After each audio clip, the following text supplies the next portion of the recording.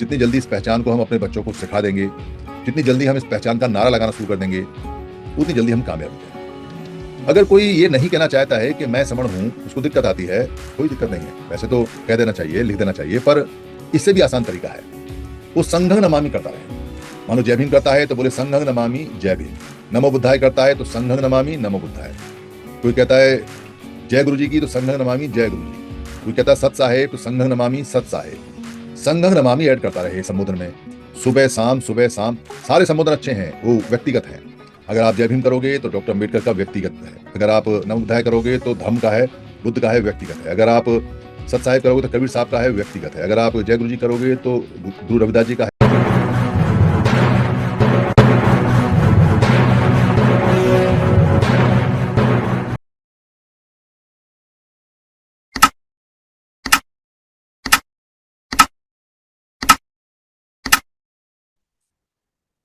समन संघ, समणों का संघ, समन संघ। दुनिया में अगर कहीं केवल पूरी पृथ्वी पे एक ही मनुष्य रह जाए, एक ही मानव रह जाए, तो उस मानव के जो दुख हैं और सुख हैं वो बहुत लिमिटेड हो जाते हैं। उस मानव का जो दुख है वो अधिकतर शारीरिक कष्ट रहेगा। शरीर में कहीं चोट लग गई, कहीं थक गया, कुछ कट गया, या उसको खाना नहीं मिला, या उसे बुखार आ गया, या उसे नींद नहीं आई। बस इस तरह का कष्ट उसको रहेगा। और सुख भी इतना ही रहेगा कि उसका कोई खाना छीनेगा नहीं। जो खाना उसे मिल गया वो वहीं रखा रहेगा जहां रखा है। उसकी कोई जमीन घेरेगा नहीं, उसको कोई मारेगा नहीं, पीटेगा नहीं। उससे वो सुखी रहेगा। एक आदमी दुनिया में अगर रहे तो उसका इतना ही सुख और इतना ही दुख है। पर यदि आदमी बहुत सारे हों और फिर वो अलग अलग ग्रुप में बटे हों, अलग अलग धर्म में बटे हों, अलग अलग देश में बटे हों, अलग अलग समाज में बटे हों, अलग अलग जेंडरों में बटे हों, अलग अलग भौगोलिक स्थितियों में बटे हुए हों, अलग अलग तरह की उनकी संगतियां संस्कृतियां हों, अलग अलग अलग तरह की सभ्यता हों, संख्या उनकी ज्यादा हो, तो फिर उनके जो दुख और सुख हैं वो बहुत वाइड हो जाते हैं, बहुत बढ़ जाते हैं। मतलब फिर उनको सुरक्षा भी चाहिए, उनको विकास भी चाहिए, उनको संरक्षण भी चाहिए, उनको जो फिजिकल सुख सुविधाएं हैं जो दुनिया में पैदा हो रही हैं वो भी चाहिए, उनको फिर पावर भी चाहिए, सत्ता भी चाहिए, ज्ञान भी चाहिए, और कुछ ना मिले तो कोई धर्म और मजहब जैसी चीज भी चाहिए। तो वो सब चीजों के दायरे बढ़ जाते हैं और उसी हिसाब से उनके दुख भी बढ़ जाते हैं, क्योंकि कोई उनकी जमीन छीन लेगा, कोई उनका खाना छीन लेगा, कोई उनकी समूह पिटाई कर जाएगा, कोई उनके अधिकार छीन लेगा, कोई उनको गद्दी से उतार देगा, कोई उनके अधिकार खत्म कर लेगा, कोई उनसे लड़ेगा, कोई उनसे मरेगा, कोई मानसिक कष्ट देगा, कोई शारीरिक कष्ट देगा, कोई आर्थिक कष्ट देगा, कोई राजनीतिक कष्ट देगा, कोई धार्मिक कष्ट देगा। ये दायरे बढ़ जाते हैं। तो अकेले व्यक्ति के संसार में बहुत लिमिटेड सर्कल्स होते हैं, दायरे होते हैं दुख और सुख के। पर जैसे जैसे संख्या बढ़ती है वैसे वैसे बहुत सारी चीज पैदा हो जाती हैं और वो सुख और दुख में सब में जुड़ जाती है। और फिर वो पूरी सोसाइटी के अंदर छीना झपटी, मार काट, छल कपट, दंड भेद, साम दाम सब चलता रहता है। और ये निरंतर चलता रहेगा। इसे रोक पाना असंभव है, क्योंकि दो दो प्रकार का मन अधिकतर होता है। वैसे तो तीन प्रकार का है, पर दो प्रकार का मेन होता है। एक चाहिए वाला और एक नहीं चाहिए वाला। मतलब जो अच्छा है वो हमें चाहिए और जो खराब है वो हमें नहीं चाहिए। और सभी का सिस्टम ऐसा है।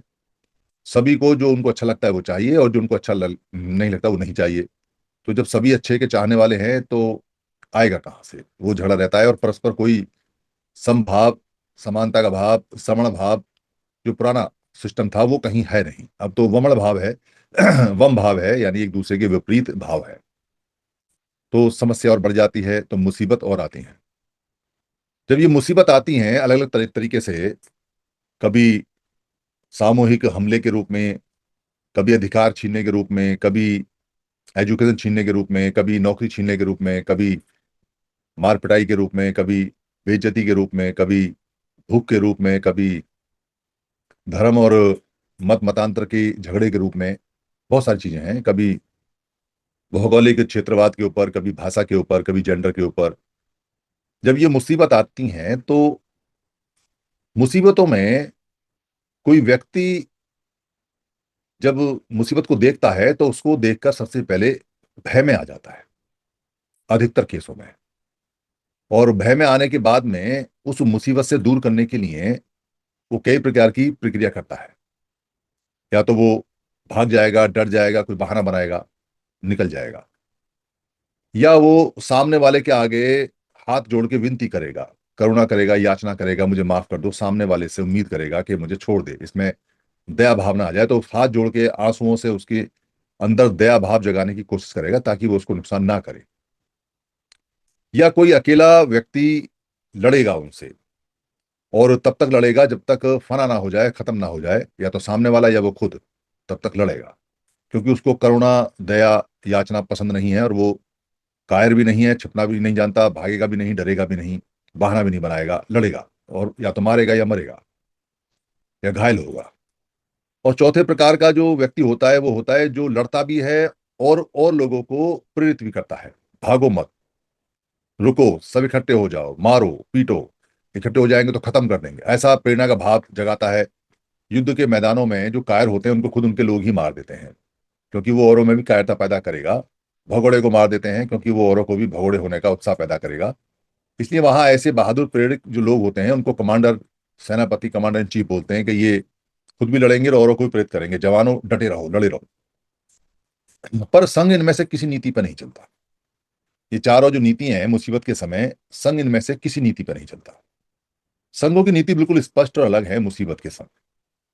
संघ कहते हैं कि हमको शांति के समय इतनी मेहनत करनी चाहिए, हम इतनी मेहनत करते हैं, संघ इतनी मेहनत करते हैं कि वो खुद ही दूसरों के लिए मुसीबत बन जाते हैं। मुसीबत नहीं आती उन तक, वो खुद ही मुसीबत बन जाते हैं। और कोई लोग अगर इकट्ठे हैं और वो इतनी शांति के समय मेहनत नहीं कर रहे हैं कि वो खुद दूसरों के लिए मुसीबत बन जाए, तो वो संघ नहीं है। फिर वो संगठन, एकलवाद, व्यक्ति, नेतावाद, ये सब होता है। इसलिए संघों की जो नीतियां होती हैं, रणनीतियां होती हैं, दृष्टि होती है, वो बहुत दूर तक की होती है और परमानेंट होती है, और लड़ने की या हिंसा की नहीं होती है, क्योंकि वो हिंसा के कारणों को पहले ही खत्म कर देते हैं। यानी मुसीबत वाला जो मुसीबत लेके आएगा वो 100 बार सोचेगा कि मुसीबत इन तक पहुंचानी भी है या नहीं, क्योंकि वो खुद मुसीबत है। अगर उन तक मुसीबत पहुंचाएंगे तो मुसीबत, परेशानी उल्टी उन्हीं के पास चली जाएगी और बड़ी होकर चली जाएगी, क्योंकि सामने संघ की अवैध अभेद दीवार है। तो संघों की नीतियों में निरंतर काम होता है, निरंतर, 365 दिन, 24 घंटे, दिन रात, लगातार लगातार लगातार। और संघ अपनी रणनीति के लिए सबसे पहले अपनी एक पहचान पे काम करते हैं। अगर वो पहचान नहीं होगी तो किसी भी हालत में संघ ताकतवर नहीं हो सकते। संघों की बात छोड़ें, अगर कोई भी छोटा मोटा छुट भैया कोई संगठन, कोई तत्कालीन तुरंत वाला संगठन जो इंस्टेंट बना हो, तुरंत बना हो, टेम्परेरी वाला, कोई छोटा मोटा, कोई जमीन जायदाद वाला, कोई भवन वाला, कोई आश्रम वाला, कोई राजनीतिक पार्टी वाला, ये सब टेम्पररी संगठन टाइप के हैं। कोई 1 साल, कोई 2 साल, कोई 5 साल, कोई 10 साल, कोई 50 साल, खत्म हो जाते हैं, फिर नए बन जाते हैं। ये भी अपनी कोई ना कोई पहचान पहले कायम करते हैं, और उस पहचान से लोगों को बुलाते हैं और कहते हैं। पहचान के रूप में वो चाहे तो उस राजनीतिक पार्टी का कोई नाम रख रख दें, या उसकी कोई आइडियोलॉजी रख दें, या कोई धर्म मजहब है तो उसका कोई नाम रख दें, उसका कोई चोला पहन लें, उसका कोई नामकरण करें, या कोई राजनीतिक पार्टी या कोई सामाजिक संगठन है तो उसका नामकरण करें, उसकी पहचान बनाएं, या कोई रिफॉर्मर का या कोई आंदोलन का कोई अगर सिस्टम बनता है और अचानक बनता है तो भी उनको कोई ना कोई नाम देना पड़ता है, जिस नाम से, पहचान से लोग बात करते हैं, आते हैं, इकट्ठे होते हैं। तो पहचान सबसे जरूरी चीज है किसी भी संघर्ष को, किसी भी मुसीबत को, किसी भी आंदोलन को इकट्ठा करने के लिए। अगर पहचान नहीं होगी तो वो इकट्ठा नहीं हो सकता, वो कामयाब नहीं हो सकता, वो केंद्रित नहीं हो सकता, वो बड़ा नहीं हो सकता, वो चल नहीं सकता। टेम्पररी पहचान थोड़े समय के लिए बनती हैं, गायब हो जाती हैं, थोड़े समय के लिए बनती हैं, गायब हो जाती हैं। जैसे सरकारी स्कीमें होती हैं, पौधा लगाने की स्कीम आई तो उसका कोई नाम नाम रख दिया। फिर दूसरी सरकार आई, लगाने पौधे ही हैं तो फिर उसका कोई नाम रख दिया दूसरा, हम अपना नाम रखेंगे। कोई योजना आई तो उसमें बाढ़ग्रस्त योजना है मान लो, तो उसमें अपना नाम रख दिया। कोई बसों की योजना है तो अपना नाम रख दिया। बदलते रहते हैं, मतलब पहचान चाहिए। ये टेम्परेरी पहचान, छोटे छोटे कामों की पहचान, संगठनों की पहचान, ये पहचान आती जाती रहती है। पर ऐसी पहचान जो ना आती है ना जाती है, जो स्थायी है, वो उस पहचान की सबसे बड़ी कीमत होती है। उस पहचान में सबसे ज्यादा ताकत होती है। अगर इस पहचान को हम पहचान लेते हैं कि ये पहचान ना आती है ना जाती है और ये हमारी पहचान है, तो फिर हमें इतना बड़ा होने से कोई नहीं रोक सकता कि हम ऐसे लोगों के लिए जो हमारे बारे में नेगेटिव सोचते हैं, वो सोचना ही बंद कर दें। उनको पता है कि सोचना ही बेकार है, कोई फायदा नहीं। और वो पहचान हमारी बहुत दिनों तक हमको मिली नहीं है, हमारे पास। हम उसको किताबों में पढ़ रहे हैं, हम अपने महापुरुषों के जरिए भी उसको देख रहे हैं, हम उसका इस्तेमाल भी कर रहे हैं, हम उसको जानते भी हैं। पर सभी लोगों को ये पहचान देनी है और सभी लोगों को इस पहचान से अवगत कराना है, ये काम कहीं नहीं हो रहा है। ये काम बड़ा काम है। ये समन ने लिया अपनी पहचान बताने का कि मैं समण हूं। अगर समण की पहचान, मैं समण हूं की पहचान बड़ी हो जाए, बड़ी तो है ही, इतनी बड़ी कि सब लोगों को इसका जन जागरण हो जाए कि हम समण हैं, तो कोई सा भी व्यक्ति हमसे बहस आके कर सकता है, बाहर का अंदर का, यानी संघ का भी और जो संघ से बाहर का समण है वो भी, कि हमारा कौन सा काम नहीं होगा अगर हमारी पहचान सब तक चली जाए तो। ये बात बहुत कम लोगों को समझ में आती है कि पहचान कितना बड़ा खेल है। पर जो लोग परेशान हैं, दुखी हैं, वो जिन लोगों से दुखी हैं उनकी पहचान का गुणगान करते हैं, उनके सिस्टम का गुणगान करते हैं। पर उनसे अच्छा सिस्टम, पुराना सिस्टम हमारा सिस्टम है, हमसे ही अडॉप्ट किया है बाकी लोगों ने। पर जब हम उनको ये बताते हैं तो उनका सिस्टम में ध्यान नहीं होता, पहचान में ध्यान नहीं होता। उनका इस बात में ध्यान होता है कि मेरा क्या होगा। मैं 60 साल का हो गया, मैं 70 साल का हो गया, मैं 75 साल का हो गया, मैं 45 साल का हो गया, मैं 30 साल से लगा हुआ हूं, मैं 25 साल से लगा हुआ हूं, मैं 40 साल से लगा हुआ हूं। तो वो सोसाइटी के लिए नहीं लगा हुआ है। अगर वो समाज के लिए लगा हुआ होता, सोसाइटी के लिए लगा होता, तो कहता कि क्या पहचान है, क्या बात है, बात करें इस पर, देखें क्या है क्या नहीं है, ये बात कैसी है। या तो वो तर्क से काटेगा या तर्क को मानेगा, दोनों बातों में से एक करेगा।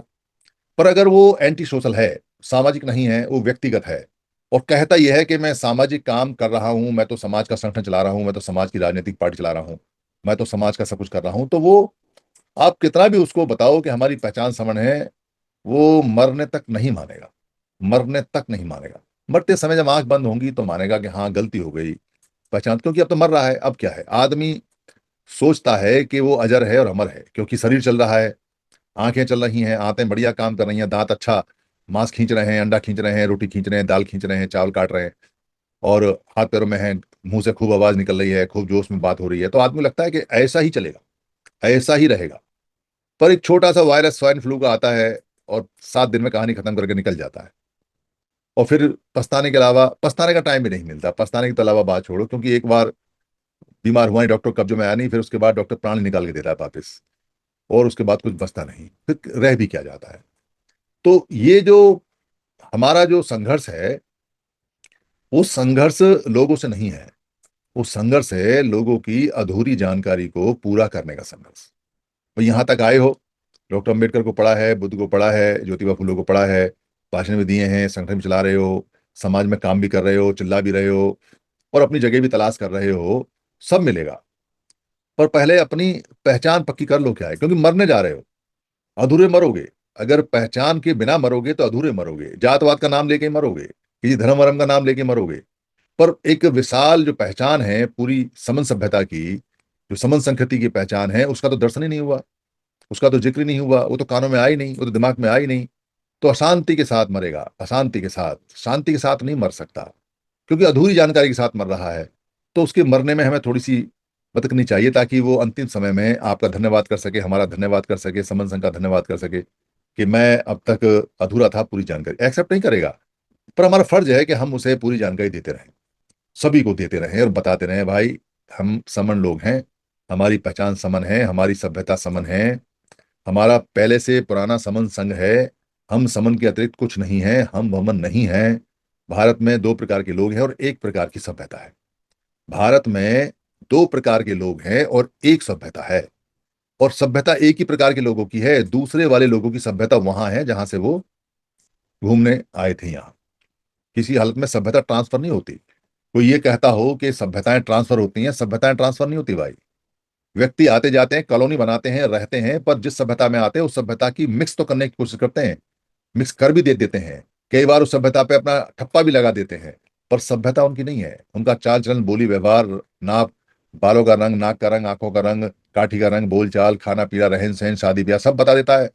ये सभ्यता को एडॉप्ट करने की कोशिश कर रहा है, पर कर नहीं पा रहा है, क्योंकि कर ही नहीं सकता। इतने दिनों से वहां रहा है, ये कैसे करेगा? और इस सभ्यता में तो बड़ी दिक्कत है।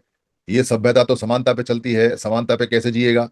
यहाँ तो लोगों को लूटना है, लोगों की बेइज्जती करना है, लोगों को मारना है, लोगों का पैसा छीनना है, लोगों को आडंबर में लेके जाना है, लोगों को अ, धर्म और मजहब और रिलीजन में फंसाना है, लोगों को ऊंच नीच करना है, लोगों को छोटा बड़ा करना है, इनका माल खींचना है, सबको जमीन खींचनी है, जायदाद खींचनी है।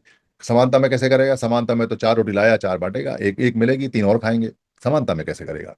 इसलिए सभ्यता पे अपना ठप्पा लगाने की कोशिश कर सकता है, मिक्स करने की कोशिश कर सकता है, उसका नाम लेने की कोशिश कर सकता है, पर एडॉप्ट नहीं कर सकता, चाहे भी तो एडॉप्ट नहीं। यही कारण है, यही कारण है कि जो समझदार समण होता है, जो अच्छा गु- गुना हुआ, यानी व्यवहारिक जानकारी में अच्छी तरह से व्यवहार में उतरा हुआ होता है, जिसको बहुत ज्यादा अनुभव होता है, वो देख के बता देता है, सुन के बता देता है कि सामने वाला जो व्यक्ति है वो समन सभ्यता को लपेट के चलने की कोशिश कर रहा है, पर है नहीं, है बमन।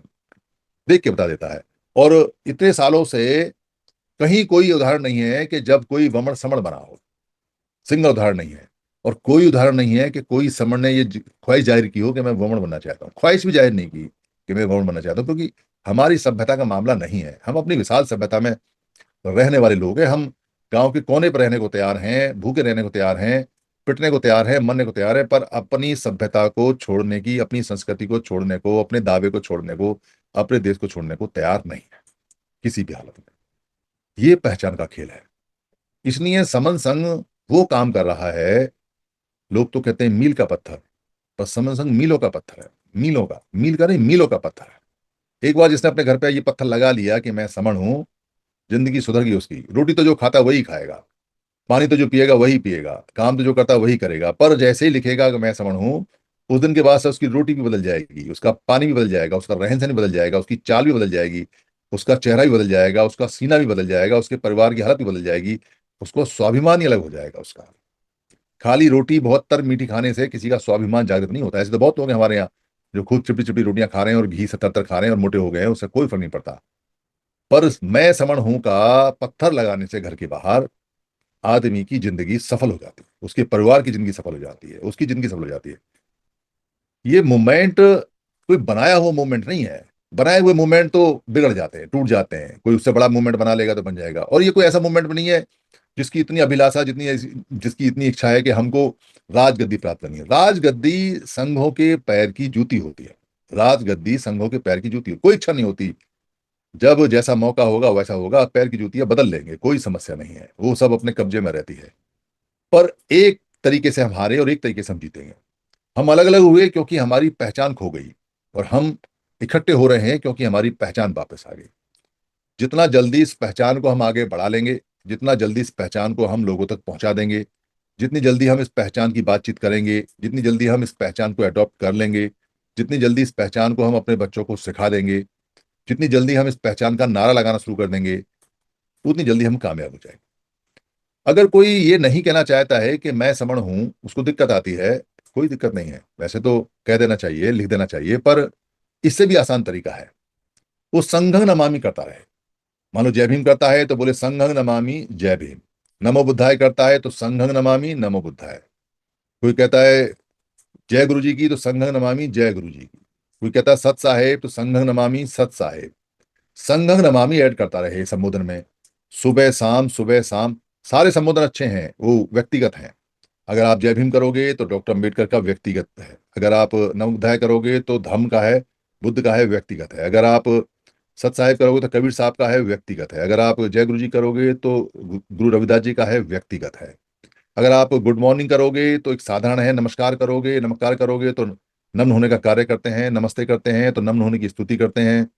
अगर आप बंदगी करते हैं और भी कोई चीज देते हैं तो अलग अलग चीजों का सिंबल आता है, व्यक्तिगत आएगा या किसी महापुरुष का आएगा या किसी दिन का आएगा या न्यूट्रल आएगा। पर संघं नमामि अगर हम करते हैं तो हम संघ के प्रति अपनी आस्था प्रकट करते हैं, संघ के प्रति अपनी श्रद्धा प्रकट करते हैं, संघ के प्रति अपना विश्वास प्रकट करते हैं। हम संघ में हैं इस बात की गारंटी देते हैं। सामने वाला भी अगर संघं नमामि का जवाब देता है तो वो भी संघ में है इस बात की तसल्ली आपको दे रहा है, तो आपको संघ के रूप में बढ़ते शुरू हो जाएंगे। एक व्यक्ति जिसको कोई जानकारी नहीं है पर उसको इतना सिखा दिया है कि तुमको सुबह सुबह लोगों के संबोधन में ना हेलो बोलना है, ना गुड मॉर्निंग बोलना है, ना नमस्कार बोलना है, ना नमस्ते बोलना है। एक काल्पनिक जो कथाएं हैं उसमें से जो नाम लिया गया है वो बोलना है। अब काल्पनिक कथाओं का कोई भी नाम हो सकता है। अब काल्पनिक कथाओं के नाम से क्या लेना देना, पर काल्पनिक कथाएं सच हो जाती हैं अगर सुबह सुबह उठ के व्यक्ति उन्हीं संबोधन को, उन्हीं नामों को यस करे। अब कोई काल्पनिक, मान लो हम ये कहें कि भाई लिव 52 दवाई है। अब लिव 52 दवाई को अगर हाईलाइट करना है तो जय लिव 52 दवाई करते हो, दवाई करते हो, लीवर की है 52, आयुर्वेदिक दवाई है, उसकी जय करते रहो तो उसका प्रचार प्रसार होगा। तो बच्चे बाद में पूछेंगे नहीं कि लिव 52 क्या है, कोई पूछेगा नहीं। वो कहेंगे हमारे पिताजी कैसे सुबह सुबह उठ के कहते थे जय लिव 52। यार हमने तो कभी पूछा नहीं, फादर पे हमारा अंधविश्वास, हमने तो वही करते हैं भाई, अब तो यही चलेगा क्योंकि रट गया, अब तो खून में आ गया, अब इसे क्यों बदलें। तो संघं नमामि तो शाब्दिक अर्थ वाला है, यानी संघ को नमन है, इसको तो समझाया जा सकता है, ये कोई काल्पनिक नहीं है। और अपने लोगों के संघ को नमन करना सबसे ज्यादा जेन्युइन है, सबसे ज्यादा असली है, सबसे ज्यादा सच्चा है, क्योंकि संघ है वास्तव में। और हम संघ के प्रति अपना आदर प्रकट करते हैं, अपनी श्रद्धा प्रकट करते हैं, अपना विश्वास प्रकट करते हैं, और ये काम सुबह सुबह उठ के कर रहे हैं।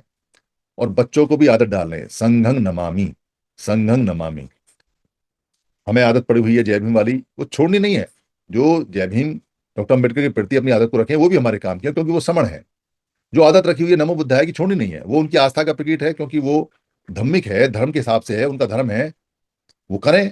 जिसको जवाब देना है दे, जिसको नहीं देना ना दे। पर संघं नमामि जो संबोधन है वो हमारी सबकी सामूहिक शक्ति का खुद को नमन है, खुद को, क्योंकि हम भी संघ में शामिल हैं। अगर हम संघ को नमन करते हैं तो सामने जितना नमन जाता है उतना नमन पीछे भी आता है, क्योंकि हम भी संघ है, हम भी संघ का पार्ट है।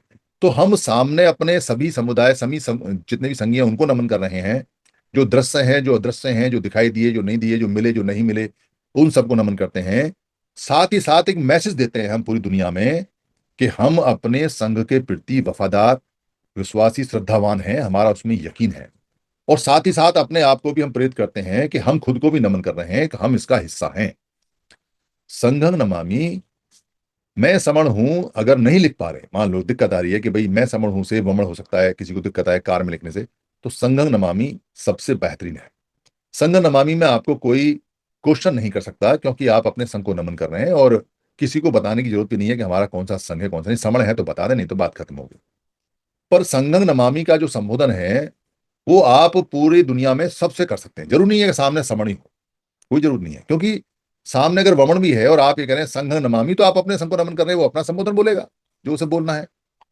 जरूरी नहीं है कि जो सामने वाला संबोधन बोलता है, क्योंकि सामने वाला जब सुबह सुबह कोई संबोधन बोलता है तो वो ये देखता है कि ये मेरे संबोधन पे अपना संबोधन दे रहा है या मेरा संबोधन दे रहा है। जैसे कोई व्यक्ति आया, उसने कोई संबोधन कहा जी नमस्कार, अब संबोधन के बदले में नमस्कार संबोधन दिया, न्यूट्रल है। पर नमस्कार के बदले में अगर वो कोई अपना धार्मिक संबोधन बोलता है, कोई अपना राजनीतिक संबोधन बोलता है, कोई अपना सांघिक संबोधन बोलता है, कोई अपना व्यक्तिगत संबोधन बोलता है, कोई अपना देसी विदेशी संबोधन बोलता है, कोई पुराना संबोधन बोलता है, तो वो आपके संबोधन से उसको ऐतराज नहीं है, पर वो आपके संबोधन को मान्यता देना नहीं चाहता। इसलिए आपका संबोधन आपके साथ, मेरा संबोधन मेरे साथ, पर हम दोनों एक दूसरे को संबोधित कर रहे हैं, हेलो हाय कर रहे हैं। इसलिए वमन से भी संघं नमामि कहना कोई गलत नहीं है, आप इसे आदत में डालें।